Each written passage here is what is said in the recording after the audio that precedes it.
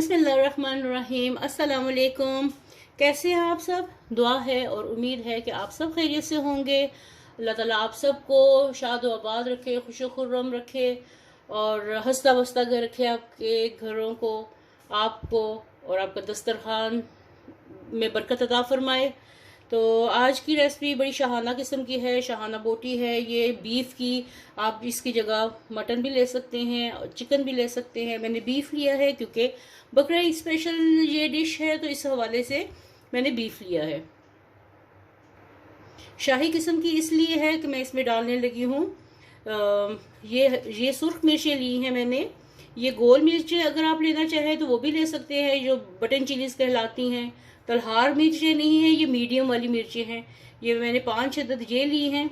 और काजू लिए हैं मैंने तकरीबन 7-8 दाने, और बादाम लिए हैं 8-10 दाने, और 1 टीस्पून ज़ीरा है और 1 टीस्पून सूखा धनिया है। और बीफ भी लिया है मैंने, 1 केजी के करीब है ये बोटियां इसकी। और इस मसाले को अब मैं ड्राई रोस्ट करने लगी हूँ फ्राइंग पैन में। ये देखिए मैंने सारा कुछ इकट्ठा डाल दिया है और इतनी देर इसको मैं फ्राई करूंगी जितनी देर इसमें खुशबू आने लगे। ये 2 से 3 मिनट मैंने इसको रोस्ट किया है। अब ये खुशबू देने लगा है, ज़ीरा भी और सूखा धनिया भी और काजू और बादाम ये रोस्ट हो चुके हैं। अब इनको मैं ग्राइंड करूंगी। चूल्हा बंद कर दिया मैंने, अब इसको ग्राइंड करते हैं। ग्राइंडर में मैंने डाल के अब ये इसको ग्राइंड कर लेते हैं। अब ये देखिए ये मसाला कितना अच्छे से ये ग्राइंड हो गया है। अब ये सारा मैं इसके ऊपर डाल रही हूँ। अच्छा, आपके पास अगर काजू नहीं है तो आप 4 मगज़ डाल लें, खशखाश डाल लें, या अगर वो भी नहीं नारियल डाल लीजिए, वो भी नहीं तो बादामों की मिकदार ज़रा बढ़ा दीजिए। अब इसमें मज़ीद मसाले थोड़े से और जाएंगे। अब इसमें जा रही है गरम मसाला पाउडर, जा रहा है इसमें हाफ टी स्पून इसमें गरम मसाला चला गया। नमक इसमें जाएगा हस्बे जायका, मैं 1 टीस्पून भर के डालने लगी हूँ। 1 टीस्पून इसमें चला गया नमक। अच्छा, अब ये क्या है? ये मेरे पास पपाया पाउडर है।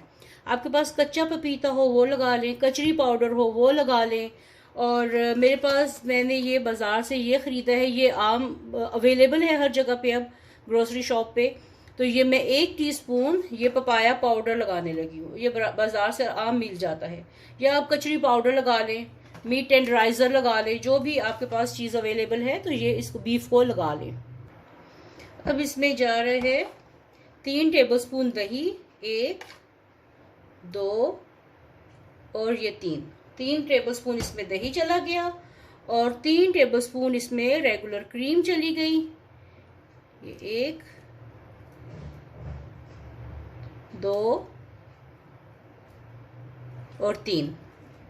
अभी इसके कुछ मसाले बाकी हैं जो फाइनल देने हैं, अभी इसको वो मैं डालती हूँ। इसको भी ये सारा मिक्स करने लगी हूँ। अब ये देखिए 5 से 6 दाने मैंने लहसुन के लिए हैं, और ये हरी मिर्चें लिए हैं मैंने 4 अदद। ये इसको तोड़ के मैं इसको फ्राइंग पैन में मैं रोस्ट करने लगी हूँ 3 से 4 टेबलस्पून ऑयल डाल के। इसमें मैं इसको फ्राई करने लगी हूँ। चूल्हा मैंने ऑन कर लिया है और अब इसको मैं फ्राई करने लगी हूँ हल्का सा गोल्डन कलर देने तक।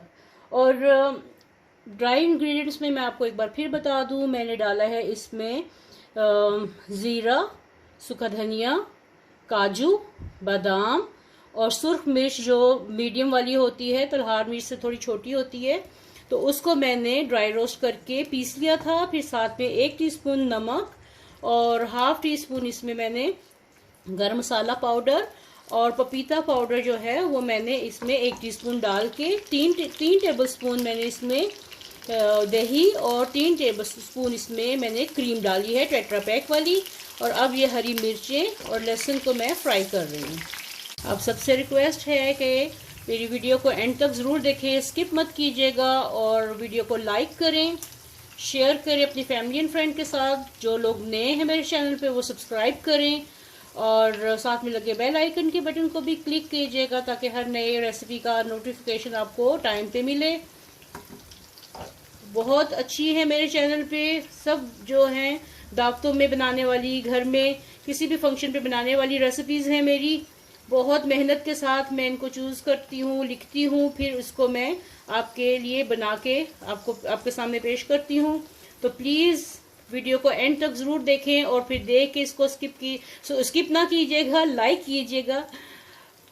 चलिए इसको मैं थोड़ा सा और रोस्ट करती हूँ ताकि इसके ऊपर हल्का सा कलर आ जाए। तो अब मैं ऑयल में से ये हरी मिर्चें और लहसुन लगा के इनको निकाल के इनको ग्राइंड करने लगी। ये मैंने मसाला ग्राइंड कर लिए सारा। अब इसमें ये डाल लगी लहसुन और हरी मिर्चें, ये इसमें डाल दी।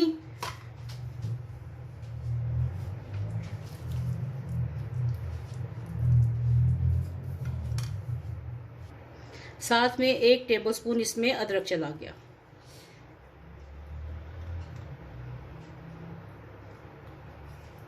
ये इसके सारे मसाले कंप्लीट हो गए। और जिस ऑयल में मैंने हरी मिर्चें सॉरी जिस ऑयल में मैंने हरी मिर्चें और लहसुन जलाया था, ये सुर्ख किए थे, उसमें ये सारा ऑयल ये उसी में चला गया, क्योंकि सारी खुशबू इसकी इसी में है। सारी खुशबू इसकी स्मेल लहसुन की और हरी मिर्चों की इसी में है। तो ये सारा इसमें मैं डाल के अब इसको अच्छे से मैरिनेट करके 1 से 2 घंटे के लिए रखने लगी हूँ। इसको 1 से 2 घंटे रखना बहुत है, क्योंकि इसको कचरी पाउडर लगा हुआ है। ज़्यादा देर रखेंगे तो वो फिर इसका जायका बहुत अजीब से, मुझे बहुत अजीब लगता है कि कचरी पाउडर लगा हो या पपीता पाउडर लगा हो या कच्चा पपीता लगा हो, तो उसको ज़्यादा देर तक नहीं रखना। 1 से 2 घंटे इसके लिए मैरिनेशन बहुत होती है। चलिए अब मैं इसको 1 से 2 घंटे के लिए रख के फिर अगला स्टेप बताती हूँ कि इसको पकाना कैसे है। ये देखिए, एक तो तरीका इसका ये है कि आप इसको 2 स्क्वर्स पे लगा ले। मैंने छोटे स्क्वर्स लिए हैं, वुडन स्क्वर्स हैं, जिनको मैंने पानी में थोड़ा सा भिगोया हुआ है ताकि ये जले नहीं, पकाते हुए ये जले नहीं। तो ये छोटे मैंने स्क्वर्स लिए हैं, उनको 3-3 बोटियां लगाई हैं। और अगर आप चाहें तो देगची में डाल के इसको ऐसे भी पका सकते हैं। थोड़ा सा ऑयल डालें और देगची में इसको भून लें। ये आपकी अपनी पसंद है कि आपने इसको कैसे करना है। कोयलों पे भी आप कर सकते हैं, और मैं इसको ऐसे ही फिलहाल इसको ऐसे लगा रही हूँ स्क्वर्स पे, तो फिर इसकी कुकिंग करेंगे। ये देखिए, सब जो बोटियां थी बीफ की वो मैंने स्क्वर्स पे लगा दी हैं। अब इनको कुकिंग करते हैं। फ्राइंग पैन गर्म हो गया है। अब इसमें मैं थोड़ा सा ऑयल डालूंगी, क्योंकि बोटियों को ऑयल लगा हुआ है जो मैंने लहसुन और हरी मिर्चों वाले डाला था। तो ये थोड़ा सा इसको बस ग्रीस करना है। इसको ग्रीस करके ऐसे, तो ये स्क्वर्स पे जो लगाई हैं मैंने, ये जो ऐसे लगाई हैं, तो इसको एक एक करके ऐसे रख देती हैं। आप चाहें तो इसको सिंपली देगची में भी पका सकते हैं, और अगर चाहे तो इसको आप फ्रीज भी करके रख सकते हैं। इसे आप बिल्कुल हल्की आंच पे पकाइएगा, क्योंकि ये बीफ है। अगर चिकन हो तो वो ज़्यादा सॉफ्ट होती है, उसको वो आराम से आप उसको 4-5 मिनट एक तरफ रखें और 4-5 मिनट दूसरी तरफ इसकी साइड चेंज करें तो वो उतने में पक जाती है। लेकिन बीफ है, ये थोड़ा टाइम लेगी। ये देखिए, ये यहाँ पे हल्की आंच पे मैं इसको पका रही हूँ, और दूसरे चूल्हे पे मैंने आपकी सहूलत के लिए बगैर स्क्वर्स के, जैसे आम देगची में पकाते हैं, तो ये मैंने इसमें थोड़ा सा 1 टेबलस्पून ऑयल डाल के इसको पकने के लिए रख दिया है। तो अब इसको उलट पलट करके हल्की आंच पे पकाते हैं। देखो, इसको अब मैं हल्की आंच पे पकाऊंगी, या आप देगची भी डाल के पका सकते हैं, और आप इसको ओवन में बेक भी कर सकते हैं। चलिए, ये भी मैंने आपको एक आइडिया दे दिया है। और इधर ये हो रहे हैं, इसको देखते हैं कलर आया कि नहीं। अभी कलर नहीं आया। कलर आने तक, पकने तक इसको मैं उलट पलट करके अच्छे तरीके से पका लूँगी। और प्लीज़ आपसे रिक्वेस्ट है कि मेरी वीडियो को एंड तक देखा करें, और फिर इसको लाइक किया करें, और साथ में सब्सक्राइब करें। फ्रेंड एंड फैमिली के साथ रेसिपी को शेयर करें, और बेल आइकन के बटन को प्रेस करना मत भूलिएगा। इससे आपको मेरी न्यू रेसिपी का नोटिफिकेशन टाइम पे मिलता है। गोश्त, ये बीफ हमारा अच्छे से फ्राई हो गया है। अब इसको मैंने क्या किया था, मैंने इसको देना है कोयले का धुआं, ठीक है। और इसके लिए मैंने ये स्क्वर्स अलहदा कर दी, और जो मैं फ्राइंग पैन में मैंने गोश्त डाला था उसको एक साइड पे कर दिया है। अब यहाँ पे रखती हूँ एल्युमिनियम फॉइल, और इसके ऊपर मैं रखती हूँ 1 अदद कोयला। ये कोयला रख दिया, और साथ में इसके ऊपर मैं डालती हूँ, इसी में से थोड़ा सा ऑयल लेके इसको धुआं देते हैं।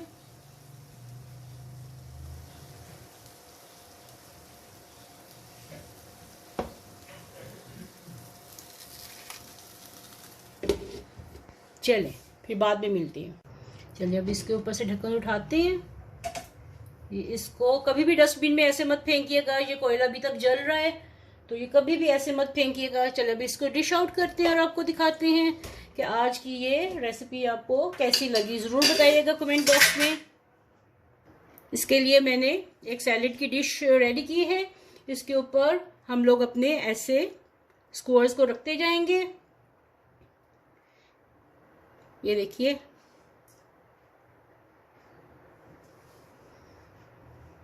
ये ईद पे बनाइए चिकन के साथ या बीफ के साथ। बीफ को मैरिनेशन का टाइम ज़रूर दीजिएगा, तकरीबन 2 घंटे से कम ना हो, ताकि आपके ये जो है ये इसके बीफ की जो बोटियां हैं ये अच्छे से गल जाएं। तो ज़रूर बताइएगा कमेंट बॉक्स में कि आपको आज की रेसिपी कैसी लगी है। रेसिपी पसंद आए तो लाइक करें, शेयर करें, कमेंट करें और मेरे चैनल को सब्सक्राइब करें, ताकि हर नए आने वाली रेसिपी आपको टाइम पे फ्री में देखने को मिले। और ये बेशक आप चावलों के साथ करें, ईद पे आप टी पार्टी पे भी बना सकते हैं। तो चलिए, वीडियो देखने का बहुत बहुत शुक्रिया।